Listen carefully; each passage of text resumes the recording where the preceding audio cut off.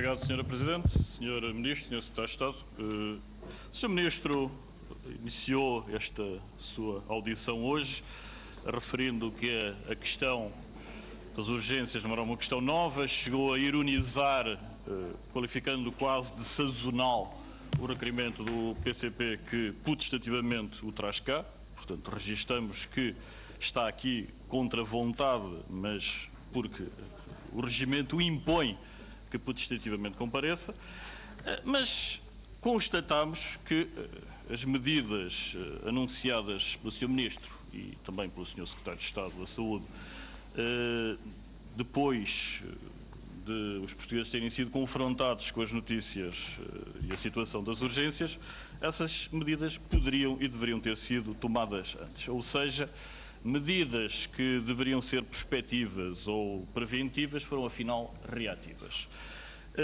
Porque é manifesto, como todos nós sabemos, que o inverno é previsível, é também previsível o frio e dizem-nos todos os clínicos que a agressividade do vírus, da estirpe do vírus da gripe este ano era algo antecipável, do mesmo modo que era antecipável as consequências do empobrecimento dos portugueses, na medida em que, como sabemos, a taxa de pobreza aumentou em Portugal e as notícias deram-nos conta da situação dramática de quase 30% dos portugueses não poder aquecer a sua casa. E, aliás, o Sr. Diretor-Geral de Saúde referiu que, se é verdade que o frio em si não mata, obviamente que o não aquecimento leva os vírus respiratórios a circularem com mais intensidade e, a par do envelhecimento populacional, essa situação era antecipável. E, portanto, não houve o reforço de pessoal e de camas que era expectável e, por isso, Sr. Ministro, nós não podemos deixar de verberar essa sua postura. Sendo certo que, Sr. Ministro, não tendo havido esse reforço, houve também manifestamente falta de médicos nas urgências. O Sr. Ministro teve a amabilidade de, ainda nesta manhã, às 10h31, me ter respondido a uma pergunta que eu lhe havia dirigido sobre a questão do baixo voga dos cadáveres que entravam pela urgência e que tinham alta e só depois é que eram transmitidos para o IML. Respondeu-me há minutos, dizendo que, pronto, não tenciona fazer nada. Mas, curiosamente, ainda não me respondeu uma pergunta de setembro que lhe havia dirigido, onde denunciava a falta de cerca de 40 médicos no Hospital de Santa Maria da Feira e lhe perguntava que medidas é que pretendia tomar para obviar o risco na urgência. E ficámos, entretanto, não me respondeu a mim, mas ficámos também a saber que desde julho o Sr. Ministro tinha sido informado pelos médicos do Hospital da Feira dessa questão e onde, aliás, denunciavam o risco de mortes nas urgências, como infelizmente veio a ocorrer. E, portanto, Sr. Ministro, talvez hoje me queira responder à pergunta que lhe dirigi relativamente a essa questão da feira.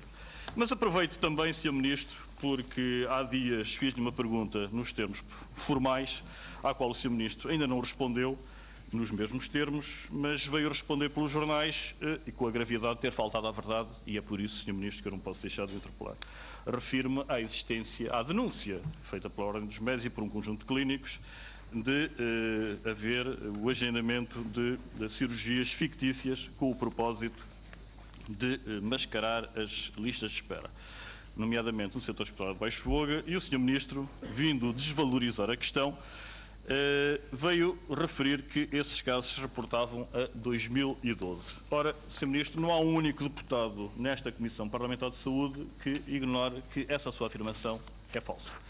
E não ignora porque todos os senhores deputados receberam a mesma denúncia que eu recebi, e, portanto, é uma questão de a constatar, que no segundo semestre de 2014 foram detectados casos desses. Aliás, há aqui uma senhora médica que identifica, obviamente não irei identificar o cidadão em causa, mas que refere que essa situação ocorreu no segundo semestre de 2014 e hoje o Sr. Ministro já terá informado que o Jornal de Notícias refere que ter tomado conhecimento de casos desses ocorridos há um mês. E, portanto, Sr. Ministro, aquilo que eu lhe pergunto é o que é que tenciona fazer perante esta grave denúncia, porque o Sr. Ministro não pode, sob pena de se contrariar a si próprio, passar a imagem de condescender com irregularidades e com omissões graves e, portanto, a sua imagem de rigor que sempre fez questão de enfatizar e sublinhar, não pode ser prejudicada por isto e, portanto, Sr. Ministro,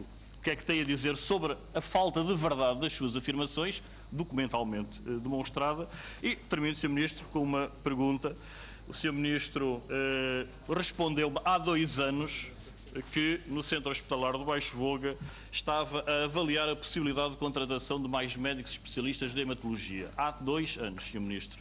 Como, entretanto, nenhum médico hematologista foi contratado para o Hospital Centro Hospitalar de Aveiro, o que eu lhe pergunto é se continua a avaliar essa possibilidade de contratação, porque manifestamente, Sr. Ministro, nós não podemos pactuar com este tipo de descaso, porque já é recorrente e, como há pouco o Sr. Deputado referia uma omissão de cerca de 1 ano, eu já lhe acabo de denunciar uma que vai para 2. Muito obrigado.